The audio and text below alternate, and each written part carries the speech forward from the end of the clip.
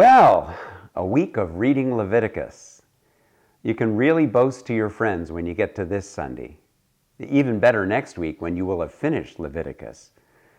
The book is called Leviticus because it describes the work of the tribe of Levi, both the priests and the support crew for the tabernacle, all of whom were from Levi.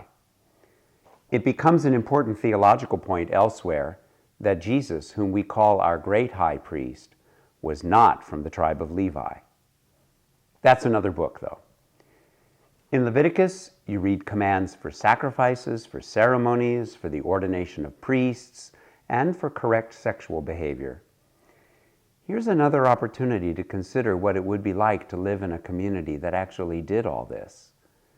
Now, some of it is odd from our point of view, but remember, in 3,000 years, people are going to find some of our practices and customs pretty odd. Here are some highlights I want to call to your attention. In chapter 10, which we read on Thursday, we have a frightening story of two priests who got lazy and didn't comply with the proper procedures for the tabernacle and paid for that with their lives. Evidently, they thought that what they had done was good enough. I think the warning here is not to trifle with holy things. We have a tendency to say, well, for my home, I want only the best, but this is good enough for the church.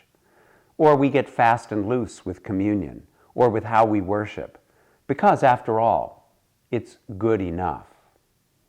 Well, I don't think God is likely to strike anyone dead for that attitude, but the story of Nadab and Abihu could serve as a warning not to play fast and loose with holy things. Now, all the rituals related to purity and the rules related to purity could drive you to distraction if you dwell on them, but they are very helpful background for understanding the work of Jesus. Sometimes Jesus was scrupulous in his observances of the rules, and sometimes he wasn't.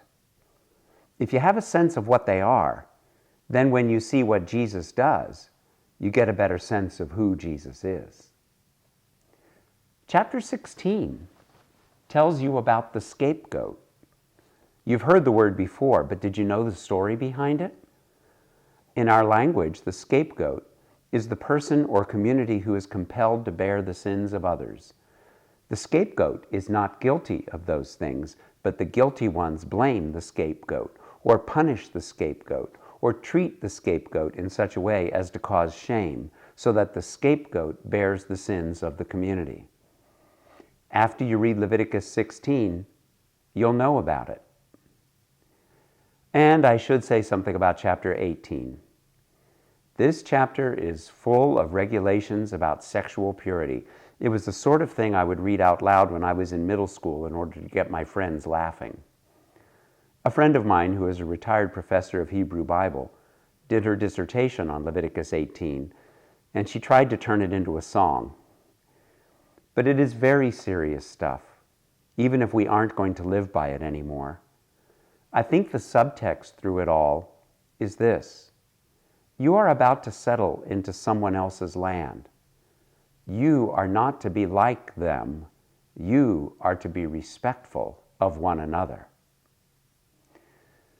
Although you may be bored or amused by some of what you read this week, remember that it was very serious for someone. So please, be respectful of them.